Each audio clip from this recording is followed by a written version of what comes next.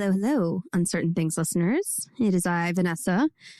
Adam has lost his voice, supposedly from being sick, but I gather it was probably from a late night of karaoke, but let's say he is sick and karaoke just too hard. And so it is just I today, here to introduce our guest this week, David Krakauer, who is the president of the Santa Fe Institute. So this institute, frankly, does things that my limited brain can't really understand. It is one of the most unique academic institutions out there, in that it is remarkably and conscientiously cross-disciplinary. They do not break things up into disciplines or silos. They rather tackle issues, questions, hypotheses, and gather a group of very smart individuals from across disciplines to think through them. So David is incredibly intelligent, evolutionary biologist who has made it his mission to research both the question of intelligence and also stupidity. So if you want a nice introduction to David, you might want to check out Sam Harris's podcast, which is a nice kind of setting of definitions type of conversation. We kind of delve into this, into more of the realm of complexity science and its history. We get into a really interesting conversation about the aesthetics of complexity versus the aesthetics of kind of more minimalist ways of thinking, including kind of more physics and mathematical based ways of thinking, and what are the aesthetics of that versus the kind of more maximalist, naturalist aesthetics.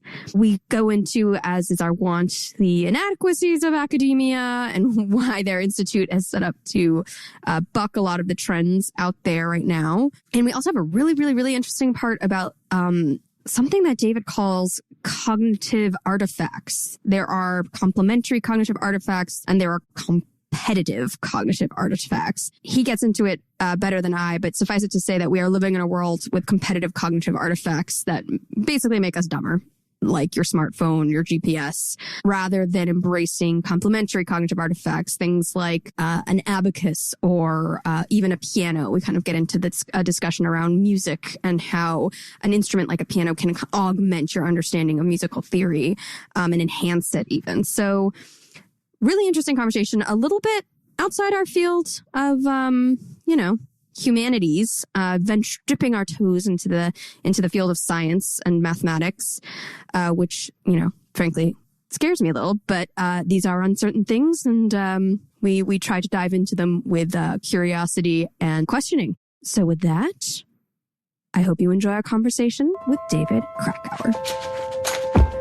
You already caught my attention. You wanted to talk about the not necessarily not to start with the current working definition of complexity, but you want to give us a bit of a exploration of the history of it. And by the way, history is something that I definitely want to talk to you about when it comes to, like, I read your essay and the collection of essays that Santa Fe Institute published on thinking historically, and we recently interviewed Peter Turchin. So the whole area of how to think more analytically on history will be something that we get to. But now we are talking about the more conventional soft version of history. What is the story of complexity? Okay. So let's and you just interrupt me as you see fit. I mean, and vice versa. Yes, we'll do. And so really, this, people often ask me, what is complexity? And it seems grossly unfair as a question. It's like, what is chemistry? What is English literature? What is history? These are unanswerable questions, right? And the way that we typically answer them is either we give examples of where they get applied, who represents those areas, who studies them, or we give a history. And I think the history is the most compelling way of trying to tease apart what makes complexity science different. And the way I see it, just in brief, and we can jump right into any of these areas, is, the history of science has been the history of coming to terms with low-hanging fruit, right? And every civilization on Earth recognizes regularity in the world they live, particularly celestial regularities. And that's sort of the history of physics, right? With an example being, I don't know, the sun sets and rises every day, regularity. The orbits of the planets, for example, the trajectory of the moon, the trajectory of the sun, the constellations in the night sky. The first move of complexity science, right, was in some sense, or in science generally, was to start to reconcile the minimalist sciences, physics, beautifully mathematical and elegant, the kind of Mondrian painting of the epistemological world, with a maximalism of natural history, medicine, biology, Linnaeus, all that stuff, right? So very different traditions. One very mathematical, very empirical, both empirical, quite frankly, but one very descriptive and one very mechanistic and so on. That was one integration. It's still not over. That continues to this day. Can you go into like a bit more into how those two fields interact? Because to me, there is almost something instinctively, I shouldn't say irreconcilable, but very difficult to reconcile the sort of mathematical and bias towards beauty and symmetry that exists within physics with the study of medicine and biology. Yeah, no, that's absolutely right. And so, yes, so one way to say that, right, is there are fields that are interested in symmetry or invariant law, things that are symmetric with respect to time and space, you know. And then there are fields which are fascinated with contingent histories. Right? That could be your history, your developmental history, or it could be the history of evolution itself. And the latter seems very messy, you're right. And a whole new set of mathematical techniques had to be developed to deal with what we would call domains of broken symmetry. And we can get there in a bit, but you're completely right. And they are very different. And one of the ways that you see that is we build really great computer games to simulate billiard tables. And they're kind of perfect. They're exact. But when we build simulations of society like Sim City, it's a cartoon. Unless you're weird, you wouldn't use that for policy making. Probably some people do, but, God knows. So, but you're right. That's one interesting dichotomy that's been very hard to reconcile. Another one, by the way, is within the sciences, sort of natural science, social science, both descriptive domains like the biological sciences and economics, for example, or anthropology. So there's the sort of biological versus physics. There's the social science versus biological science. And then, most recently, how to integrate that into principles that come from engineering, right?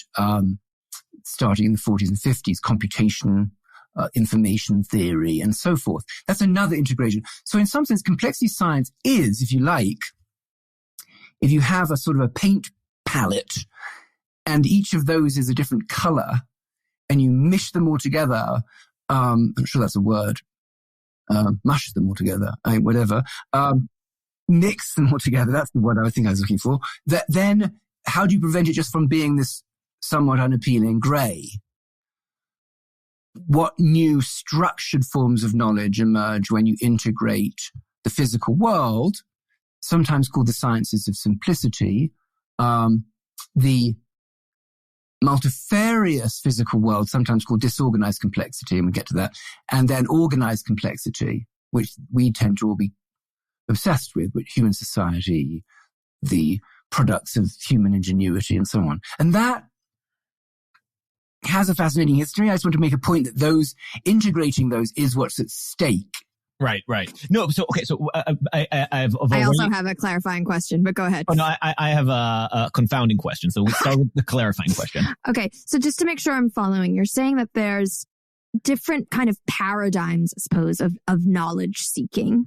And they often, it's not as if we're going like in some sort of linear progression where one is leading to the other. In fact, they're probably overlapping and occasionally in tension with each other, but perhaps some of them become more in vogue or less in vogue over time. And for example, now we're more in an engineering paradigm, perhaps, of how we approach knowledge. But is what you're saying then that understanding the tensions between those different paradigms is what is worth interrogating and clarifying what the two different ways of knowledge understanding can teach the other? I don't think we even had a prescriptive argument yet. It was just this is the history of complexity science. Like this is the complexity, right? Am I understanding right though that there are kind of competing paradigms that are overlapping with each other at least? Yeah, I think historically there are people who've been drawn to these beautiful symmetries and simplicities, and they yield very productively to mathematical description, right?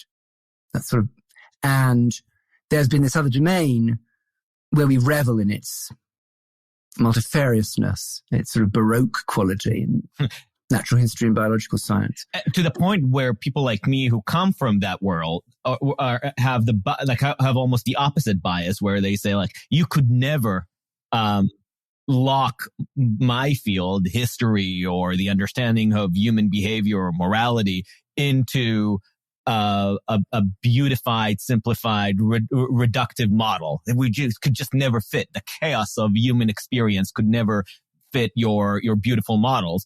And then obviously, like, to jump ahead, like that's how we started the conversation with Peter Turchin, where people from that field would say like, well, don't be so arrogant to think that these things are not reconcilable. Right. No. Okay. So that's very important, right? That tension. And the final one, the things that we build, that have actually been putting us all in a shoebox, like ChatGPT and so forth, which take all that complexity that you're talking about, Adam, and sort of reducing us to a set of very simple rules in a deep neural network. It's not reducing us to the world of classical mathematical physics, but it is rule-based and a certain kind of reduction of complexity. But anyway, those, you're right, you could call them paradigms. I think what's happening in the modern world is we realize that all of those things are sort of laid one on top of the other. The separation that we achieved in the 17th and 18th and 19th centuries doesn't seem to be working very well in the late 20th, 21st. We are, all of us, part of ecology. We are all part of some nefarious predictive framework to set us better, shoes. So we're living at once in all of these frameworks at the same time. And I think the question is there a science, in a sense, that allows us to navigate that world without factorizing it or atomizing it, as you said, into its distinct paradigms, each of which performs well with very restrictive assumptions being made. And so in that sense, that is the history. And I think in the early part of the 20th century, mainly in physics, or physicists moving into biology were saying, wait a minute, how can you talk about ecology without talking about energy, without conservation principles, key concept in physics? And so that effort to integrate fundamental conserved variables from the physical world, energy and mass, for example, and then put them in the service of a biological phenomenon like growth and reproduction, then immediately you're that interface of the paradigms of biology and physics. And biologists have been cavalier with that. Well, yeah, you need metabolic energy, but, just eat more. So, how do you connect to the fundamental physical theory? Or like a way to think about this is in college, I was a student of Yuval Noah Harari, and he starts his lectures like setting up the different, as you use the word magisteria, but magisteria of human sciences says, starts with physics. It's in this very popular tone, but the idea is like we start with physics, and then when it turns into the realm of living creatures, it becomes biology, and then ultimately leads to history. And the implication is that each of these areas are hierarchically connected, but each discipline tells its own story. And the implication... I have to interrupt you. I consider that fundamentally wrong. No, exactly. That's what I'm saying, that this is what you're basically pushing against. The intuition that, or the concern that these different fields don't have much to say about the other. Right. And so let me clarify this a bit. So that's the received wisdom. That, if you like, that's the standard model of the discipline, right? And universities and institutions are organized accordingly, right? Right, they're built into disciplines to teach you how to handle your even sub-disciplines. And I'll just even an anecdote that me and a friend of mine, we interviewed, Moshe Sluchovsky, was the now I think the dean of the humanities in Hebrew University, or was for a while. When he had to decide on budgeting for the linguistics department, the two different factions in the linguistics department, the structuralist and the generative Chomskyites, wouldn't even agree to share any sort of panel because they thought that their magisteria is so separate that they can't really talk to each other. So let alone can linguistics talk to, I don't know, sociologists, or linguistics talk to physicists, right? Exactly. But that's, so there's a very simple Gestalt-like inversion you can perform to eradicate this nonsense. And that is that, yes, if you define your disciplines by domain, which is what most people do if you think about it. I study the non-living world, or the non-living. I study very, very big things like stars, or very, very little things like quarks and so on. Therefore, I'm a physicist. Oddly enough, you go to a physics department, 50% of them are studying biology. And then you say, well, what makes you a physicist? And they go, well, I do back of the envelope calculations. So, okay, I do compressive mathematics. And so it becomes so absurd at a certain point that the whole edifice should fall apart. But one way to do this is to say, look, let's take a set of core principles: energy, matter, information, strategic interactions, cooperation, defection. Make those primary. And then say, okay, I'm going to study a domain. It might be a physical one, but I'm going to use those concepts. So one of the things that complexity science does is it inverts the standard epistemological hierarchy. Instead of making the domain preeminent, where every domain shares principles, make the principles preeminent and make the disciplinary domains case studies. And out of that, you get this shared language. Because if I sit down with an archaeologist and say, I'm interested in energy and matter, they'd say, well, so am I. I study Mayan temples and you study atoms, but we're both interested in energy and matter. So that's a really important inversion institutionally, actually, for us. Because all of a sudden, rather than speaking at cross purposes, we're talking about the same thing. So how do you avoid, and I keep forestalling for letting you actually tell the story of the evolution of this idea and field, and I will relinquish you to go at it. But how do you avoid in trying to draw these foundational principles or building blocks of ideas? The challenge of just being seduced by a really effective metaphor that seems to be applicable across the domains, but might just be as deceptive as it is congruent, or more so. And then how do you know that even if it's not just a metaphor, like when you think about, you had a lecture about conflict, or you have an idea of, I'm trying to think of all those evolutionary psychology terminologies that you do see crop up across fields. How do you know that you're not like mating? You have the concept of mating or show up in different fields, but how do you know that you're not just using a borrowed concept really effectively and you're truly talking about similar phenomena? No, I mean, the fact is you don't at first, right? I mean, the reality is you try very hard to instrumentalize the concept. I'll give you an example. The confusion that often comes up between reproduction and replication. We tend to use those terms interchangeably, but when you formalize them, you realize replication is doubling and reproduction is halving. That's what you do, right? When you reproduce, you have half of your genetic material.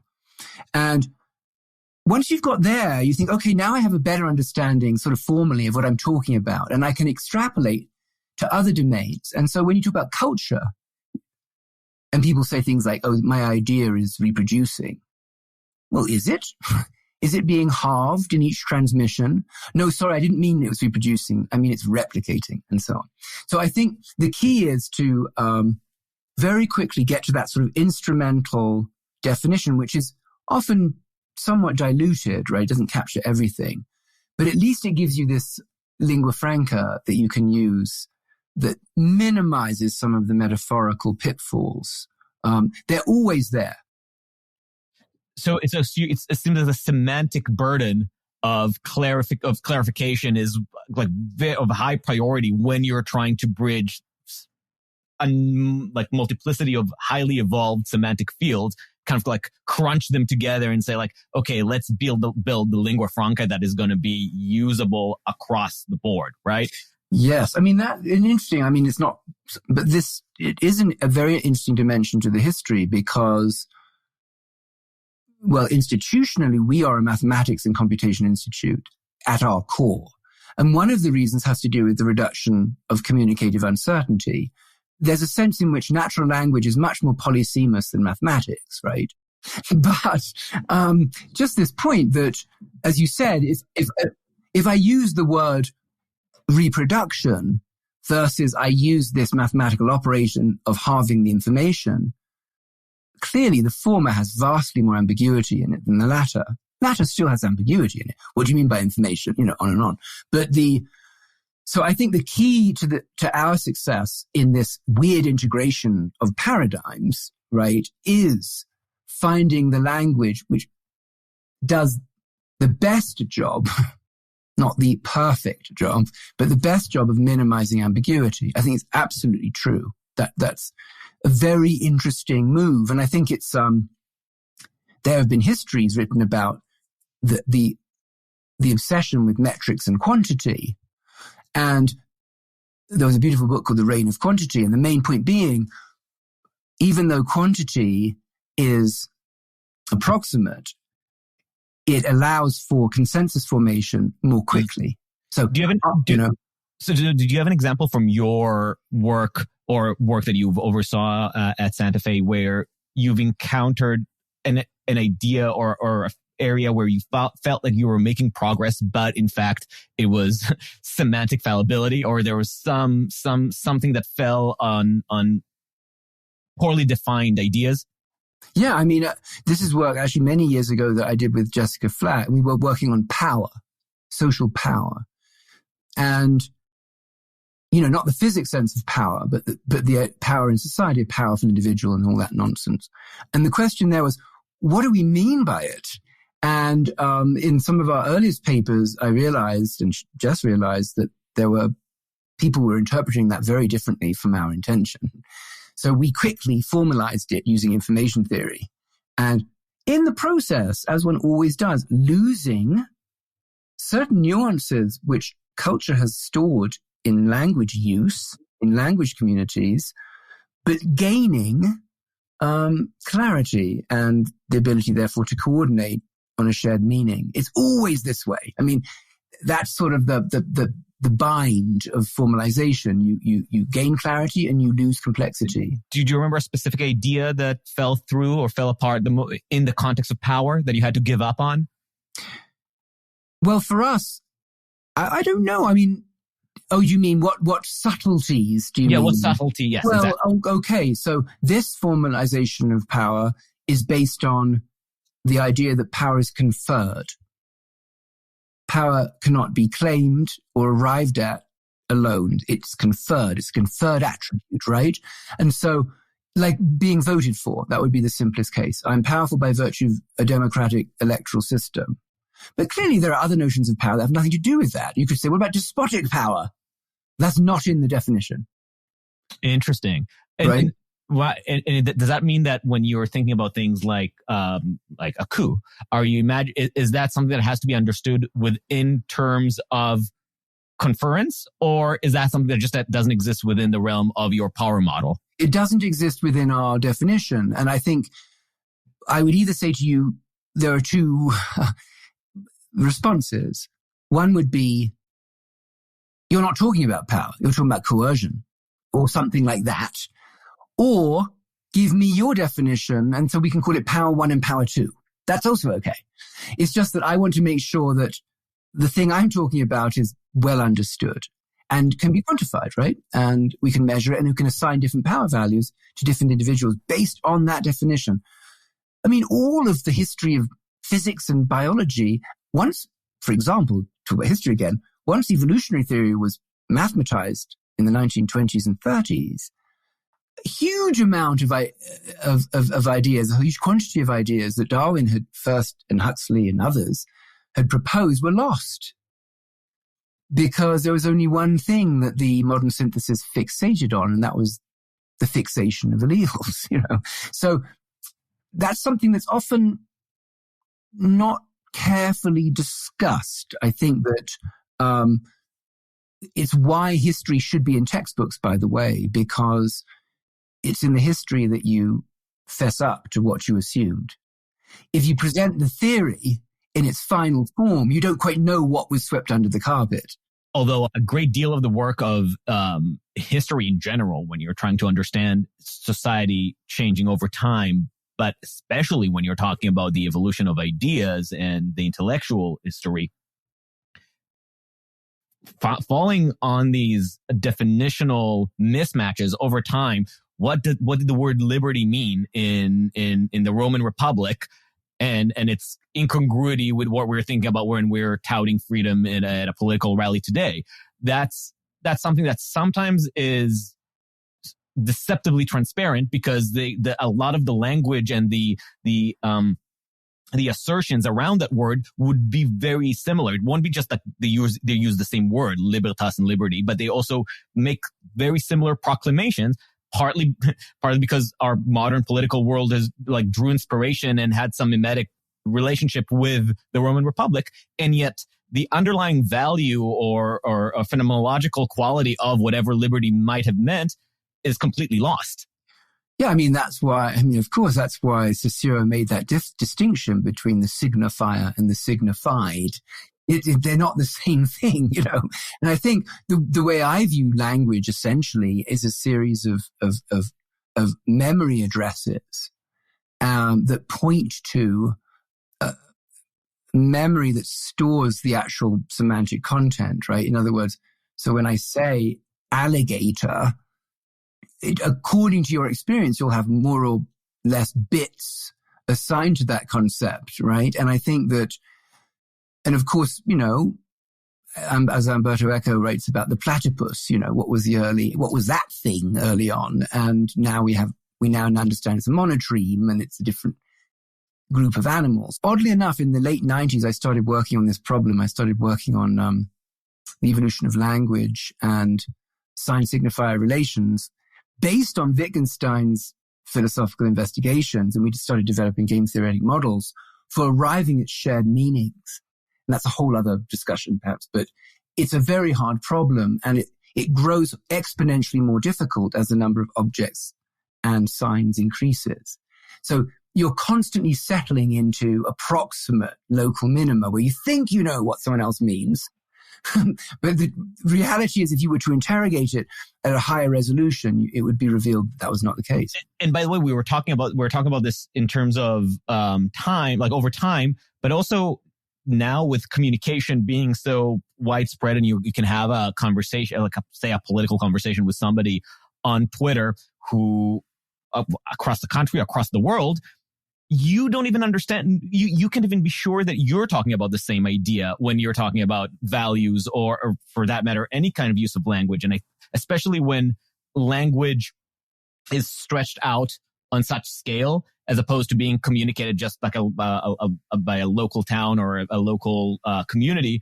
But when you have English being used as the language of the globalized world, you know that there's just complete incongruity in terms of how we are understanding what we're saying, even if the language has been reduced enough so that we can kind of approximate our understanding of each other. Yeah, no, it's a good example from complexity science is entropy, right? And that's a concept that has its roots in thermodynamics and statistical mechanics in relation to the production of heat that is sources of energy that are not useful for performing work. Okay. And then slightly modulated via Shannon in information theory to be uncertainty. That's a statistical inferential concept, not a physical concept, formalized eventually by Edwin James in the theory of maximum entropy. But that's a beautiful example, actually, of a concept that starts in physics of molecules and particles bumping into each other, and before too long becomes a theory of knowledge, a theory of inference. So this field is just suffused with these migrations of concepts, sometimes productive and sometimes dissimulating the real meaning. Mm-hmm. So you said earlier that the way that you're organizing yourselves as an institute is around these principles in order to hopefully have the kinds of conversations that will break out of the paradigms that people have been raised in and locked into their domains. How do you know if it's successful? How do you, and not to, fall under the reign of quantity here, but how are you measuring a successful collaboration around a principle? Right. Okay. So this gets into a very gnarly wood. It's like fanghorn forest of this discussion. I make a very strong distinction between judgment and impact. And I think what's been happening in the modern world is we've been using impact as a metric for good judgment. It's a mistake. Okay. So let's just make that more concrete. Book sales. That's impact, right? You're an author, and your publisher wants your advance to be made back, but no one would be so stupid as to assert that book sales is proportional to quality. Because without naming names, the best-selling books, we would rarely describe as the best book. Popular books, in a tautological sense, fun books, okay. And the same goes for everything. It goes for music, again, I don't want to, but just look at the top 5 musicians, and I don't even think they would say they're as good as Miles Davis or, Johann Sebastian Bach. So impact is one thing and judgment is another. And judgment is a much harder thing to define. And it can suffer from cronyism and selectivity and bias. And so the move towards the metric is driven in part by an understandable desire for equity. On the other hand, it suffers from popularism and lock-in, right? So the way I've thought about it as an institute is SFI is a judgment institute. We are unapologetically driven by our interests, and we don't care either those interests are very successful, the application of those interests, for example, a theory or a model. The world makes that determination, right? In other words, let others make that determination, not us. If I have a theory that's wrong, no one's going to listen to me, right? And in the long run, we'll shrivel up and die. I consider that separation of powers crucial in any creative enterprise. If you were a truly creative artist musician, the last thing you would do, unless you were sort of a coward, is poll society and say, what would you like me to sound like? And, any artist listening to this would be, feeling deeply uncomfortable by that idea, because that's not how they operate. They assert their own crazy egos in the hope that the world likes them. No different in science, no different in any creative enterprise. So my view is, think very carefully about judgment. Exercise your judgment internally. Allow others to exercise selectivity to evaluate impact. Now, what happens, by the way, is I talk to a lot of foundations, and they'll say, David, that's all very good, but I have to give out money. And you're telling me I'm just going to exercise my judgment. But then when I come back to the board meeting, they say, yes, but what happened? Is your judgment sound? And so what I start doing is, in a slow, diffusive way, integrating, endogenizing my predicted impact into my judgment. After all, I've learned from my experiences, right? And before long, you're just a mirror of the market. You're not a creative mind. So I guess my job in part is to say, pursue your passion, pursue your interests. Clearly, they're a part of history. You can't completely isolate yourself from what was effective. But for a period of time, for a period of years, ignore what your peers say is good and bad.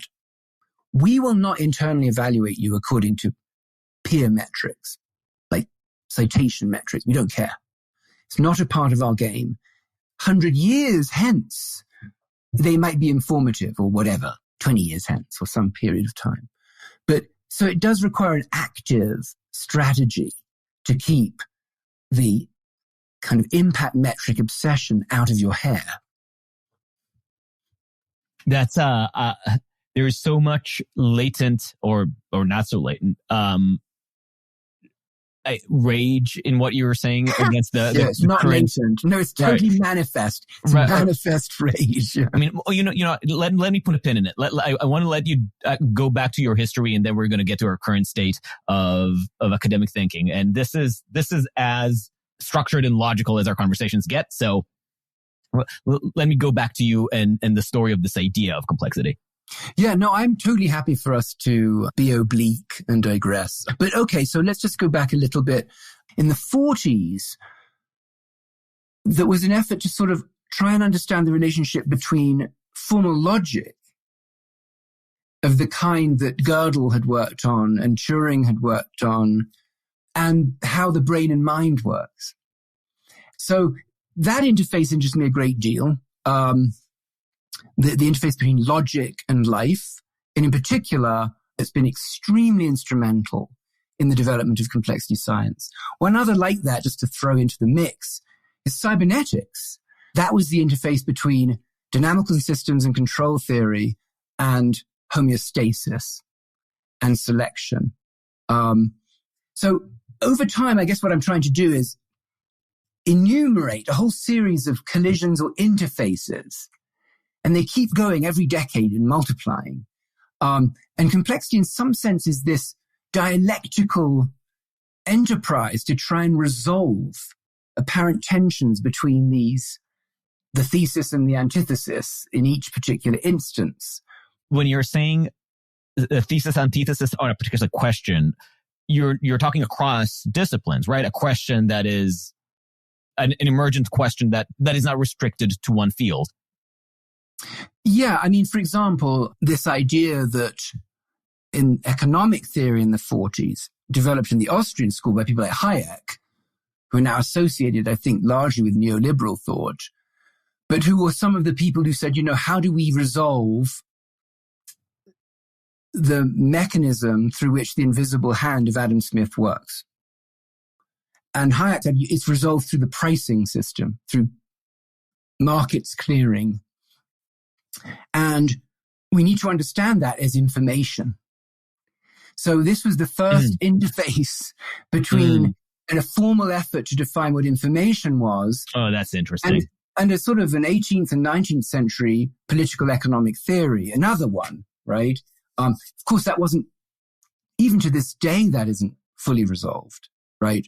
On a personal level, this question of information is one of the things that has perplexed me and fascinated me for, I'd say, a decade. It's one of those concepts that is just in common use, and the moment you try to think of it in a more effective definitional way, I don't know, at least my small brain explodes from that. Well, we probably should discuss information. I just sort of preoccupied with this idea that over the course of time, either ideas have been independently discovered and discovered to have the same form, or two fields have come into collision and progress has been made in their reconciliation. And at the largest scale for me in complexity, it is the reconciliation of the universal laws of the universe, dominated by symmetry, and the contingent rules of life dominated by broken symmetry. And that is the game. When you give in, if you ever do, to more simplistic fairy tale, or I should say simplified fairy tale version of your journey or your mission as you see it, do you imagine the place, the locus where this reconciliation happens? Can you imagine it? Can you see like a certain type of compromise between the overly idealized, beauty-minded symmetry of the physicist and the chaos devotion of the humanist? I do believe that complexity in that respect is the third aesthetic option. And in fact, in the founding of SFI, this was discussed at length, actually. There are those who enjoy the pristine, perfect, regular crystalline, the sort of Apollonian worldview. And then there are those who enjoy reveling in mess and uncertainty of a certain kind, and they're the Dionysians. Where are the Odysseans? And this was this idea for people who have an ultimate ordering principle, but need to pass through chaos. And I think it's an aesthetic preference. I do believe that there are some of us who like them both, you know, and in a way, you could argue that's all of culture, because if you ask people, you know, but we've talked about artists, if you think about here's Kandinsky, here's Pollock, and here's Titian, well, you know, it's a smaller crew who like the other two, right? The realism with some degree of abstraction seems to be preferred. It's true also in music. I mean, you know, some people find listening to... Wait, so you attribute Titian to the third aesthetic? To the third aesthetic. It's a bit of a stolen base, I'd say. Well, okay. What's wrong with that? No, base stealing is legitimate, but if anything, I would imagine Titian as a little more leaning to the Apollonian. Fair enough. I mean, okay, and we could decide, we could have a wonderful dinner cocktail party where we place people in this space, right? And usually I put the South American surrealist Matter in the middle because he's an interesting case. But I feel that even though it feels like a novel alternative to the stereotypes of the two extremes, the biologist, physicist, or, you know, mathematician, social scientist, it's actually what most people like best. Most music, for example, if I just played you one note forever, right? Or if I played you random notes, and I somehow in the middle between the two, I want repetition, but I also want symmetry. So whether it's visual or auditory, or even in mathematical theories, we're sort of drawn to things which can accommodate themselves to a degree of chance, like quantum mechanics, but have an underlying determinism, like the wave equation. So I would actually argue in a weird sort of way, complexity of what we have always been, but it's the hardest one to theorize. And the two extremes we know how to mathematize, right? So we've carved out the world according to expediency rather than reality. You bring up in your writing often, you reference art, you reference books, you reference literature. And in this conversation, you've brought up music, you've brought up art, right? And this is something that I think is atrophying, I think, in our education. There seems to be a lot of emphasis in academia on the hard sciences. And you can see the humanities kind of smaller budgets, less enrollees, less focus from the academic world. I mean, I'm assuming from your perspective as someone who tries to grapple with problem sets, drawing from a bunch of different mindsets and perspectives, what does it mean for the future of us solving these thorny problems when we are essentially cutting off or devaluing whole ways of thinking about our world? Yeah, I mean, I think it's tragic. You know, so the way I think about it, at least, is that And Richard Feynman made these points in his lectures at Cornell, that if you're dealing in the world of identical numerous particles that obey a small set of universal laws, they lend themselves to a form of description in mathematics. But as you add contingencies and histories, parameters, the language has to grow. You're dealing with broken symmetries, right? Things that have to be described in their own terms, if you like. If I wanted to characterize your life as opposed to a human being's life or a mammal's or a multicellular organism or a life form, those sort of increasingly low resolution concepts, as you get high resolution to a single life, narrative is the right description. It is the correct theorization of life. Wittgenstein made that point in his late writings on psychology. He said, if I really wanted to explain this concept to you with any fidelity, I'd have to do it through a narrative, through a story. Because it's the embodiment of the concept. Right? Certain concepts need to be embodied. Others are so generic that they don't want to be embodied, like the speed of light. So for me, it's actually a spectrum of forms of understanding. They are all actually in the same spectrum. They lie on the same electromagnetic spectrum of ideas, like, but some of them are very high frequency, high resolution, the novel, the history, and some are low resolution, Maxwell's equations. They're high, low resolution in your metaphor in our ability to perceive and parse them out? Both. In other words, if I said to you, as a mammal, why are you in a mood? And you could say, well, my endocrine system is out of whack. I've been eating too many hamburgers.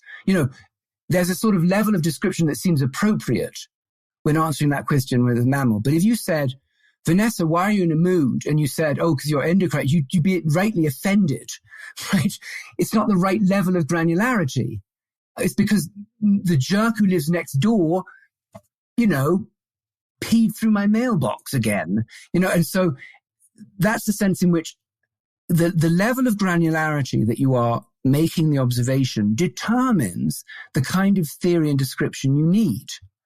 And I'm saying that if society only sees the lowest resolution regularities, which can be answered with reductive neurophysiological or physical theory, that would be a problem, right? Because you're not making distinctions between individual lives and experiences. So for me, the novel and music are important, not because they're an entertainment outside of my work, but because they are the right way to think about high resolution phenomena in the human domain.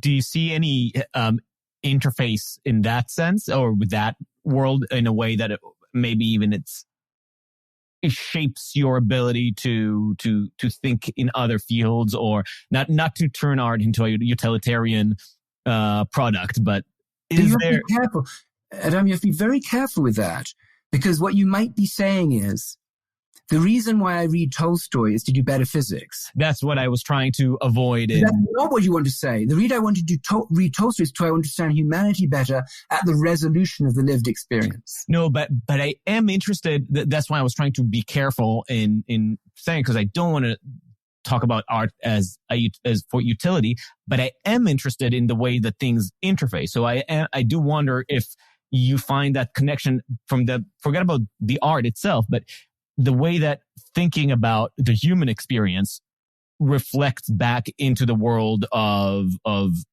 lofty symmetries. Well, let me give you an example from the history of mathematics.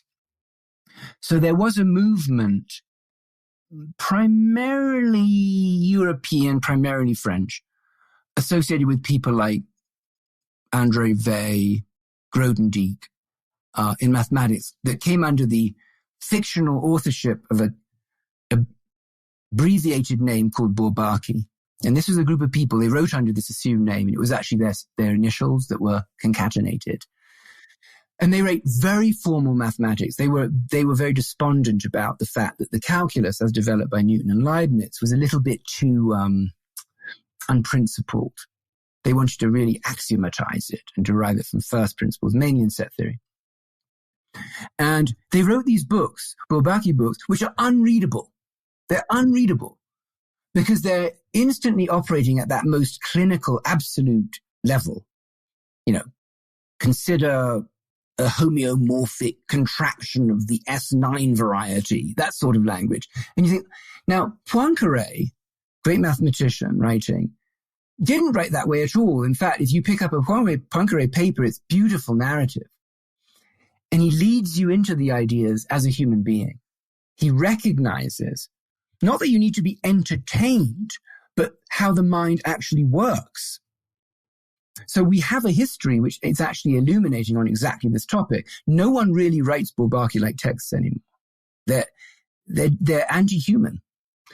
They're fascinating as artifacts in a misguided ambition to turn humans into automata. That's my view. I'm sure people listening to this will write death threats in response to this in binary. It makes me think, and maybe that's a segue for us to return to the points of rage. Actually, I find that a culprit or an abettor in the decline of the humanities is the humanities. Yeah. And I think that a lot of the production, I'm using this Marxist terminology, a lot of the work that come out of my fields of history and sociology and political science tend to be, first of all, unreadable, but also completely, to use your phrase, anti-human, and I think guided by not much more than the institutional corruption of playing terminological games that don't serve neither soul nor social results, the social results that they purport to be advancing, which is in itself a problem. But I want to hear your thoughts about the like a bird's eye view of of American Academy. Oh no, you're asking the wrong person. And so I sort of escaped from it. I'm in exile from the Academy, which is why it's interesting. So that's why I'm unreliable. I'm an unreliable witness. I will say a few things about I will answer your question, but I want to address your issue there of the turn towards theory in the humanities. And a part of me, when I read, or did in the past, Derrida or Lacan or Foucault and others, I read them as stylists. Yeah. I read them as very creative stylists with incredible ideas, not unlike James Joyce, For sure. And what happened, perhaps, and I'm not the History of Madness is one of my favorite works of history in the 20th century. Right. It's a wonderful book. And what happens is that kind of humanistic inquiry that has the same relative descriptive properties of novels and poems, started to pose as orthodox theory at the end of the spectrum typically occupied by physics. It became an absolute. Right.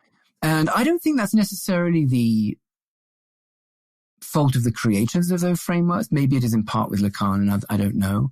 I think when they become orthodoxies, they become dangerous. And especially when they have some kind of confusion of identity. And when, like you said, when the pretense is we are doing this because this is our formal way of inquiry. Exactly. As opposed, the formal way of inquiry has been around for a long time, which is close reading, but I'm biased. That's what I tend to like. So I don't want to diminish that work because, to your point, Foucault's histories of power and sexuality and punishment are deep, really deep works. But before you get to answer my question more broadly about the academia, I think that the reason it became formal had some sense to it. The idea was we can't accept language as transparent because this is the main tool that we're using. It was kind of like our conversation. You need to be very cautious about the word you use and the meanings they carry. So sometimes even using grammar to destabilize the reader and make him approach language in a more inquisitive way is important. You don't want a complacent reader. Like you said, that's it's a more active attempt at close reading. But I think that where we are now is not only far away from that, but we are no longer even gesturing towards that as the reason. And the truth is institutional corruption and the understanding that this is a style that is used as whether knowingly or not, rather wittingly or not, as the shibboleths of institutional power. God, you're using all these terms and do we agree on their meaning? Power. So I think that I will say status. No, I will. So I don't disagree, and just to make it slightly less confrontational, not you with me, but you with the academy, and me with the academy. Actually, it has something to do with concepts we don't like to use very often, like delight and joy. And I think that the reason why I love science and literature is because I derive huge amounts of joy from them, pleasure, right? These kind of loose, complex concepts, right? Which refer to a lot of memory somewhere in some register. And what I've often found aesthetically off-putting, apart from, as you say, the kind of power play of conformity, is this lack of joy and playfulness. And when I'm around good artists and scientists, I mean, that's what I feel. They're riffing, they're improvising. It's like being in a jazz quartet. There's sort of playfulness within discipline. So I'm completely accepting of any of these kinds of ideas if they're presented in that sort of joyous way, where here's what makes me happy. Tell me what makes you happy. And I think that this is a part of life that's not sufficiently appreciated, or certainly academic life. Absolutely. I mean, if anti-human is the thing we're trying to avoid here, is this, or at least the thing we're trying to be wary of, a way to interpret pro-humanity or active humanity is a simple heuristic for it, at least, is recognizing the exchange of delight or joy in the process. Exactly.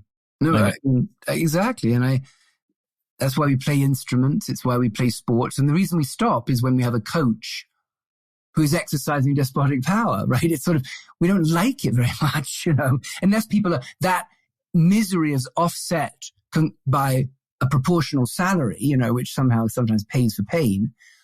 I think that would be my test. And that's as true, by the way, as science is in the humanities. People give the humanities a hard time, but these orthodoxies are all over the sciences as well. And you go into departments and it's like entering into a morgue of dead ideas and people defending history that doesn't need to be defended. So I think there's a more general critique to be made of the academy. So that takes us to that point. So I think it's lost a sense of its own purpose. And I think that's because it's been totally infiltrated by the market, quite frankly. I mean, that's my view. I think that you're attracting students to make money through tuition. You're building your, bigger and bigger sports facilities. I've got nothing against exercise, but you know what I mean. And,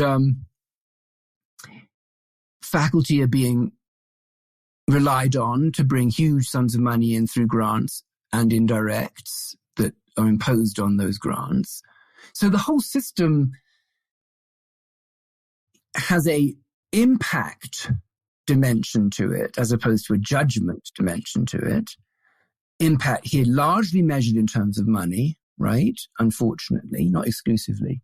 And I just don't think the creative life and monetary impact maximization are that well aligned. I really don't. And one of the sequelae of this style is excessive specialization, because it's a means of minimizing audits, right? So it's a kind of uncertainty reduction synonymous with risk minimization. And it leads to the state we're in today. It's a complex system, right?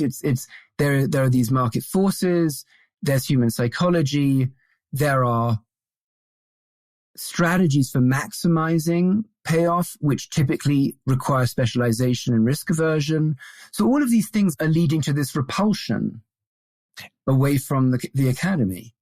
And do you think that this problem exists broadly in the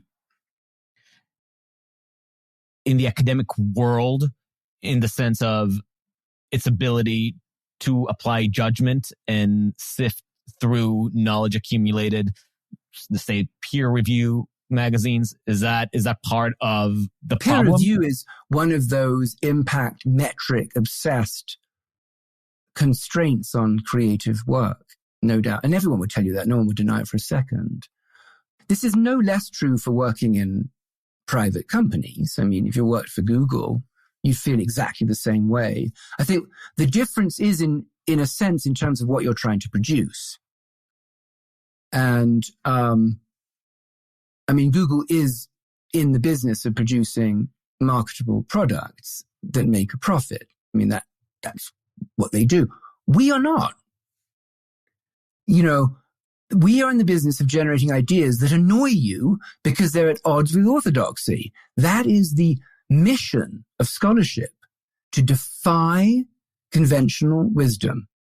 We are irritants in the system. Now, it doesn't mean we're nasty people. It doesn't mean we're peevish and ill-tempered. But the job of generators of ideas is not to replicate the ideas that came before them. I mean, so by definition, you're going to be annoying somebody who's defending that idea. Do you have any personal encounter with instances where an interaction that you've either witnessed or have known about constituted a form of suppression due to these bad incentives? Have I ever witnessed it? Yes. Infinitely. All the time. All the time.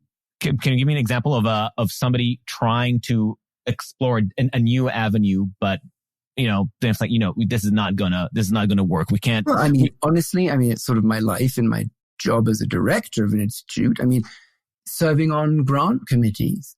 I mean, this kind of exchange is very frequent. And you have to guard against it in yourself and in others. I mean, it's in every selection process, basically, this tendency is present. When Darwin and Alfred Russel Wallace presented the theory of natural selection for the first time in London, neither was present, by the way. Wallace was the guy who independently came with the theory and in fact prompted Darwin to publish because fuck, he's going to beat me to it. Yes. And exactly. And Wallace at the time was in the Malaya archipelago, and Darwin was at home because he didn't go to London anymore because he was grumpy about going into the city. And the paper was read. I think it was kind of malinger. I think the paper was read by Charles Lyell, the great geologist, someone like that. And in the minutes, so this was the first presentation, right, of this idea. And in the minutes, you have to look for any reference to this paper being delivered because, Professor Smythe showed us how delightful the hind legs of the red ant are, that sort of thing. And then so you're looking for this revolutionary idea. And when you get to the revolutionary idea, it says, and such read the works of, Wallace and Darwin, and something like, and everything new that they presented was wrong, and everything right they presented we already knew. And so, that sort of thing. That's the summary of institutional thinking, right? Yeah, maybe. It's hard for me to wrap my head around exactly how your institute is attempting to be the irritants the world needs. And I'm just wondering if you can give me an example. It's very clear in my mind to say, like, I see the failures of academia. I see how institutional thinking is just replicating. There's very little innovative thinking or out of the box thinking. I also can have a basic intuitive sense that bringing cross-disciplinary people into a room would probably have some sort of magic or spark, but it's harder for me to understand what is it exactly. Perhaps you could give me an example of something your institute has produced that because of the interactions, the sparks that were created, we were able to put something forth in the world that could spur some sort of change in our thinking. Impact notwithstanding. No, right. Let me give you two examples from the early history, because the dust has settled. So one would be the field of artificial life. If you look at origin of life research up until 70s and 80s, it's completely dominated by biochemists. And the idea was to recreate in the laboratory the chemical reducing atmosphere of the early Earth. And under those conditions, could you produce enough carbon, hydrogen, oxygen, nitrogen, phosphate, or simple amino acids that would give an insight into how the earliest forms of life came about? Okay. But very early, people were saying, all you're trying to do is recreate life on Earth under conditions that you're conjecturing. Maybe life on Earth is not life. Maybe life is a more general concept, and there was an instance which evolved on Earth. Maybe we could do this on computers. Maybe we could explore artificial forms of life in simulation. And this work had started with people like John von Neumann when he was at Princeton, and then at SFI, people like Chris Langton. This generated a huge amount of extraordinary, dismissive response in the established origin of life community. I mean, extraordinary. This is rubbish. You don't know anything about life, Because it was inorganic. And there was because an assumption. It was inorganic, it was based in code, it wasn't being done in a laboratory, you didn't have to be a biochemist to do it. It was an alternative approach to life. And it generated, a backlash. Now, probably they had some very good points that it was idealistic in a certain way, but who cares? I mean, that's the point. You try to do it, right? Now, and that field sort of died for a period of time, and now it's coming back to life, actually. A little bit the way neural networks died, and it came back to life with deep neural networks that have now culminated in things like, GPT-3. I'll give you another example. Agent-based modeling. Economic theory, neoclassical economic theory, and we have our own podcast on this. If listeners want to listen to that one, because I'm not going to repeat all this. But, neoclassical theory makes a set of assumptions which basically come from mathematics and the need to arrive at some analytical tractability. So in other words, the expediency of solving equations is more important than the encoding of reality, economic reality. And so a group of researchers at SFI said, well, maybe we shouldn't make those assumptions. Maybe not everything is at equilibrium. Not everyone has perfect knowledge, et cetera, et cetera. Let's write a different kind of computational economics. And that gives rise to agent-based models, which now, that's a success story. So this is the opposite. It was so self-evidently required that you give up some analytical tractability, you move towards an understanding of algorithms, but much more parameter rich and therefore less causally intuitive. So there are trade-offs all the way along. But that was another one. And I myself found a lot of those early models deeply frustrating. They look like video games. Is this really serious science? And it's proven to be serious science. But those are just two stories of SFI experiences, one of which was killed by the opposition and one of which won.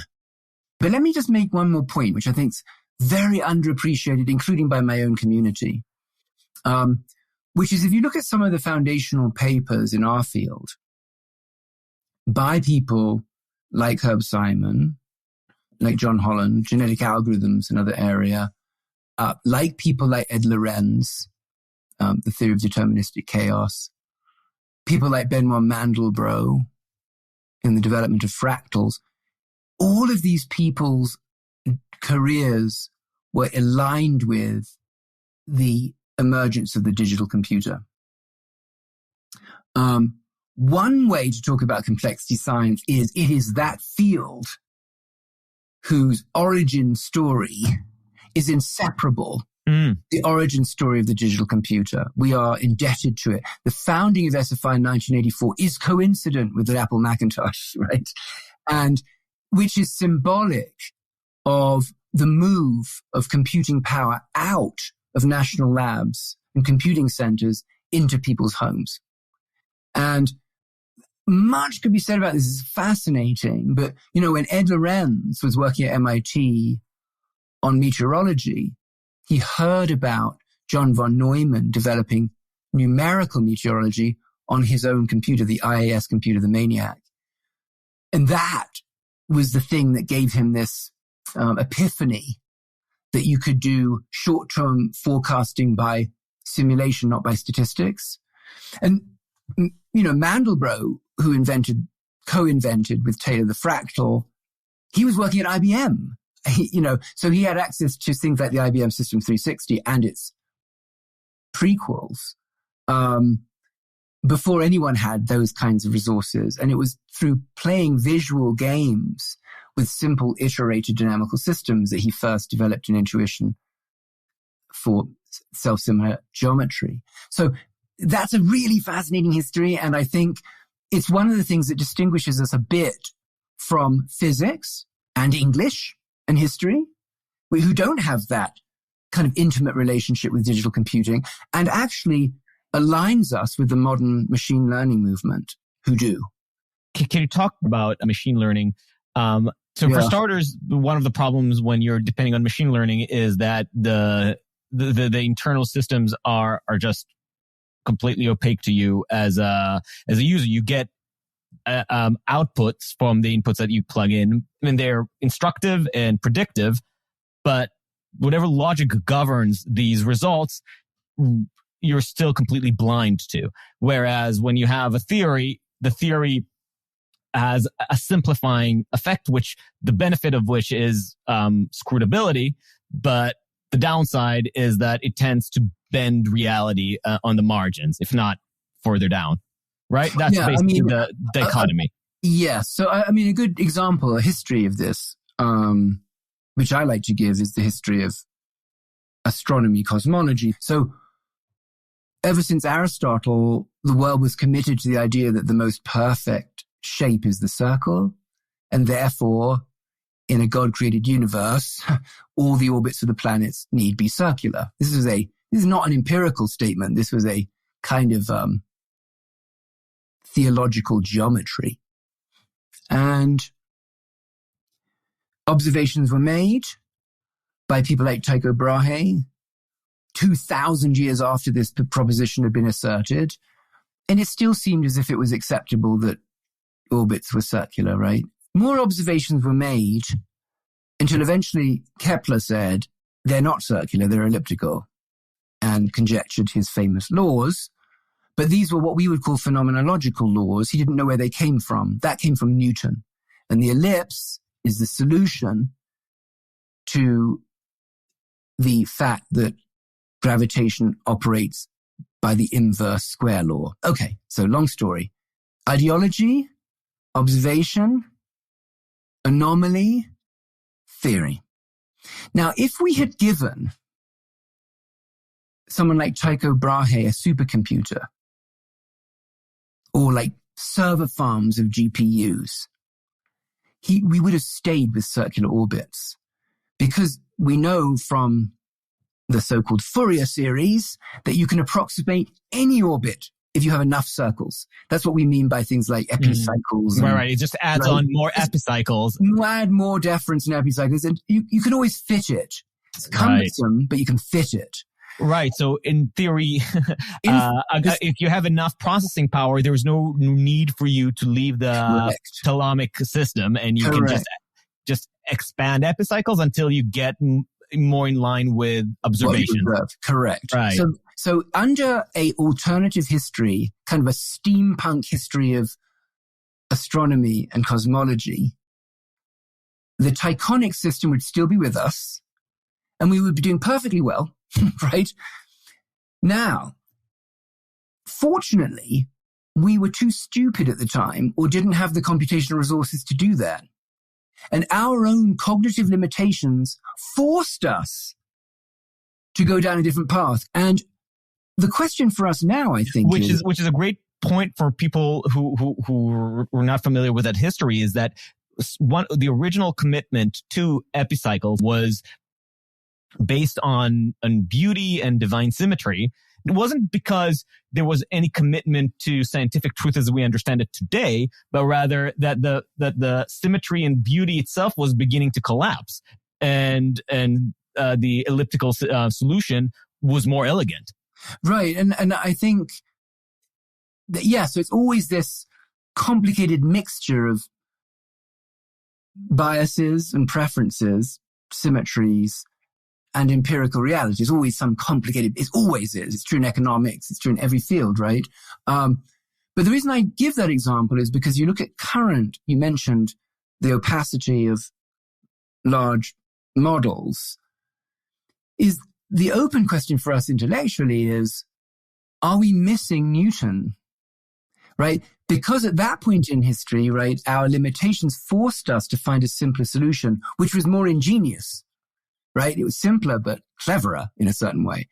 And does computing power kind of shut us off from other more sophisticated ways of being in the world? I mean, for example, right, let's imagine that you had a super vacuum cleaner of nanobots in your home. So you could make a total mess every day and you'd never see it. There's something aesthetically repulsive about that idea, isn't there? Because you think you'd never really learn how to live in a kind of harmony with your environment because you wouldn't have to. So there's this weird fact, I think it's more general than science, that effort, right, and limitations and constraints force us down virtuous paths or imaginative paths that having infinite power wouldn't. I mean, it's like being a corrupt billionaire, right? You can just exploit everyone else forever, or a monarch. So I think there is this deeper principle in here, which is both social and scientific and humanistic, about the creative value of constraint that is everywhere, right? I mean, that's one of those principles that I would like to think about more in terms of complexity science, actually. So make use of these big models, but beware of what you're missing out. Yeah, beware. Yes, because what was the film? I think it might have been Wall-E. Was it Wall-E? When they're all up in that spaceship in their little chairs, drinking huge amounts of fizzy drinks, right? And that technology is enabling a certain lifestyle which we all recognize as rather undesirable. And you're imagining this almost as a metaphor to the intellectual impact of. Yes, it's partly why I'm very interested in slide rules. I'm very interested in the abacus. I'm interested in ancient calculating machines because they bring you a little closer to the essence of the problem and the nature of one's own limitations, right? So let me make a more explicit example. We all learn how to use maps when we're quite young, right?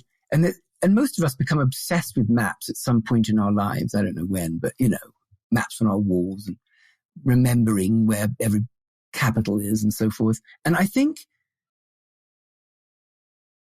there's something incredibly generative about that constraint. And if we move to a world entirely of GPS and Google Maps, you would definitely lose some insight into the geometry of the world. You'd gain something else, practically, no doubt. And I use them all the time. I mean, I'm not a Luddite, but it's further away from the spatial reckoning of your brain. And I kind of want to feel my limit. I think it's like people who do sports seriously, like surfing. You want to feel how bad you are. And say, oh my God, that wave is terrifying. And I like this sensation of being close to my cognitive and physical limits. And I think a lot of these technologies are denying us that sensuous experience somehow. I don't know what to call it, but which is another one of those anti-human vices that we've invented. And that's, you call these artifacts at some point, right? Cognitive artifacts? Yeah, cognitive artifacts, yeah. Which I love the idea because to me, it resonates as a pianist. my friends, when I play music with my friends who are guitar players, would have a very easy time transposing any piece of music, or not any piece of music, but definitely the simpler rock songs that we'd play together. And what about me as a vocalist, Dom? Way easy for way me. Easier. but it's interesting for guitar players that they transposing chords along scales is pretty easy. You just move along the frets. Whereas for a pianist, it requires a little more calculation and thinking. Well, not only that, but the guitarist has a capo, which makes right, it even they're easier. Just cheats. Cheats. but the benefit of the piano is that because it was ordered to give you a visual expression of music theory, basically. Once you absorb the visual model of a piano, I can do sophisticated musical theory calculations in my head. Yeah. In ways that my guitar player friends cannot. Yeah. Because they don't understand the logic of necessarily going up the fret. But when you think of transposing chords and the relationship, when you think about a third or a perfect fifth, you actually think 1, 2, 3, 4, 5. Here's the fifth. And those relationships in music become get absorbed on a much deeper level, I think. So to me, that's one of those artifacts in a way that losing it would be just a tragedy if I had a machine that I don't know how you can outsource music in the same sense, but the tragedy of it would be clear to me. I wonder if you were thinking if there are any other ways in which you think that the reliance on these I don't know if you have a word for these external, like the substitutes to the artifacts. Yeah, I call that general domain embodiment, and I call these pianos complementary cognitive artifacts, as opposed to something like GPS, competitive cognitive artifact. Interesting. And I think that a piano is your collaborator. That's the point. And in fact, I have a postdoc now, Mel Cullens, and we've been formalizing this. I started working on these things years ago, actually, but I got very interested in memory palaces and blind Rubik's Cube solving, how people do things like that. And we now have a more general theory of a memory palace called the memory lattice. And a piano is one. A violin is one. As you say, if you ask me to recollect a melody, I can either do it because I have perfect pitch and can sing it back, or I can visualize it on the instrument I play. And actually, if I sit down, I also play the piano. If I sit down to play an instrument, most of my recollection is visual, not harmonic. When I'm playing, I correct according to tone, but the recollection is very much motoric and visual.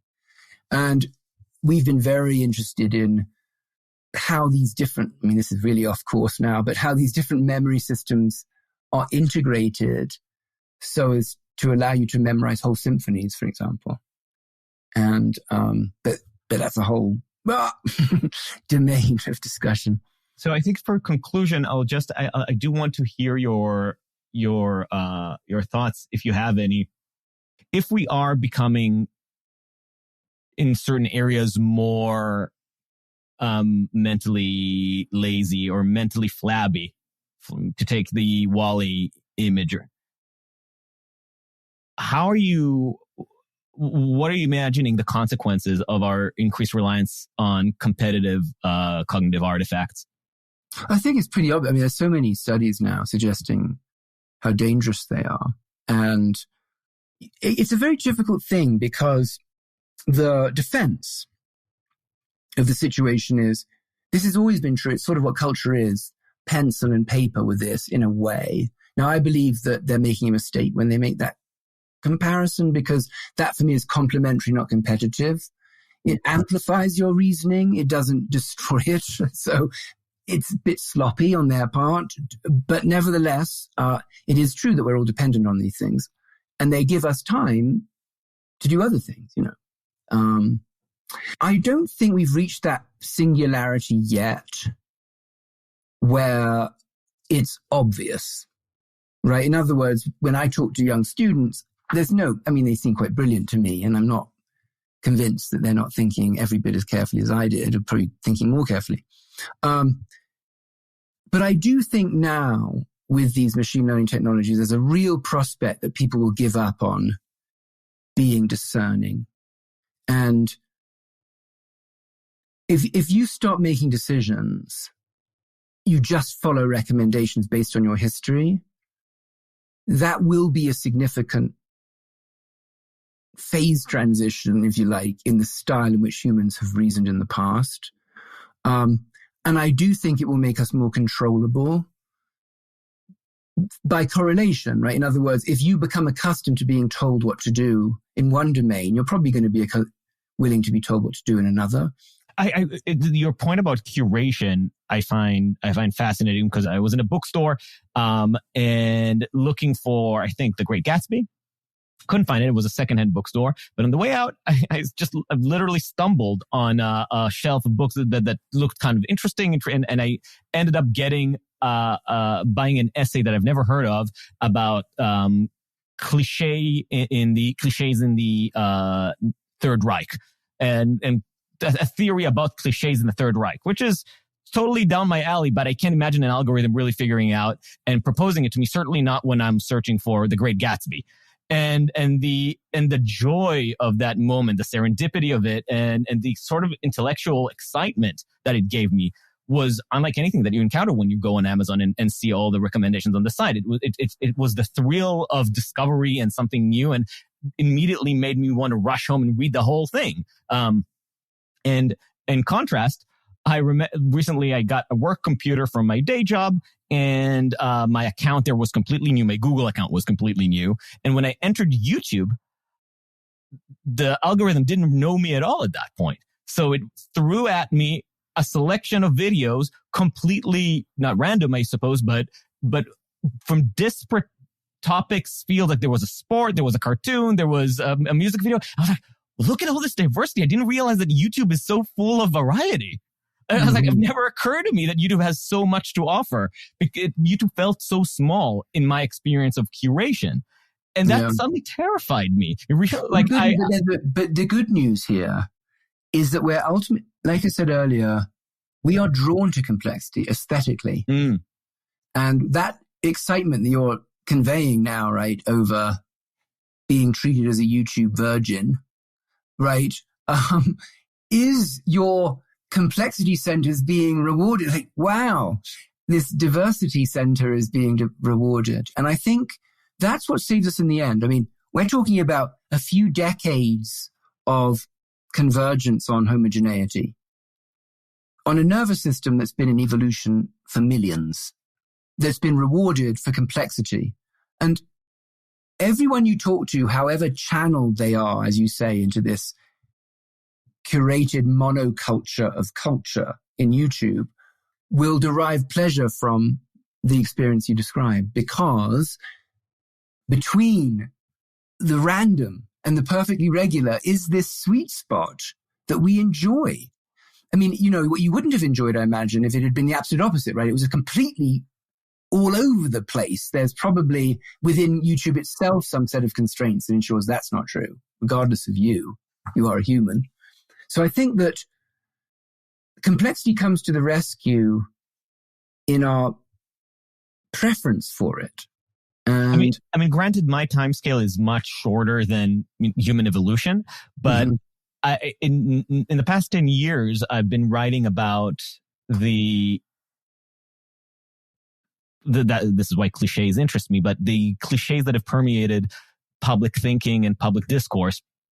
And I made an argument, I think 7-8 years ago, that if there's going to be a way to breach intellectual silos and the increasingly reductive political polarization that we are experiencing discursively, it would be because people will be bored of the cliches that infiltrate their sides, and they will just recognize their banality and seek out alternative.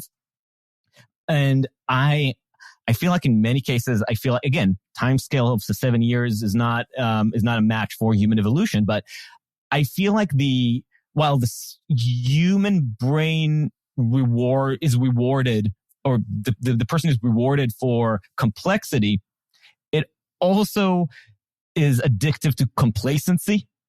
And I am not sure I'm as optimistic as I would have been 7 years ago that the former would triumph. Well, I think, there's lots of data. I think we enjoy complexity, but we also conserve energy. I mean, that's what you called complacency. And it turns out that the modern world has found a way of squaring the circle, of maximizing the delivery of complexity while minimizing your energy. And that's through essentially a kind of empathic third-person experience. So watch someone else play basketball is almost as good as playing it.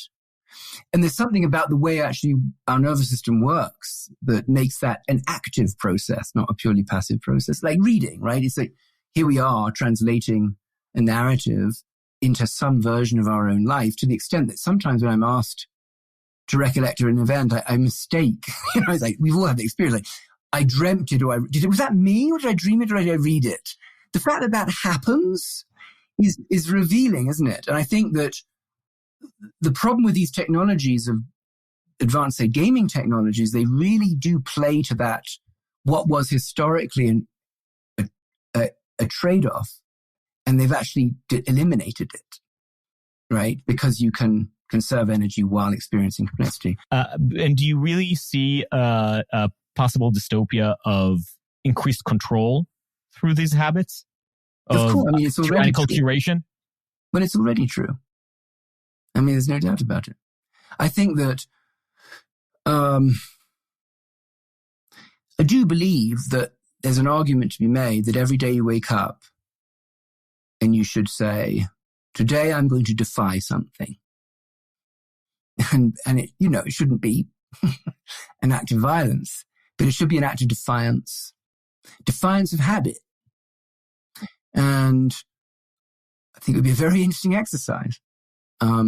Because I think, look. But you get the illusion, but that's part of the complacency making systems that we indulge in, give us a sense of defiance where it's unearned.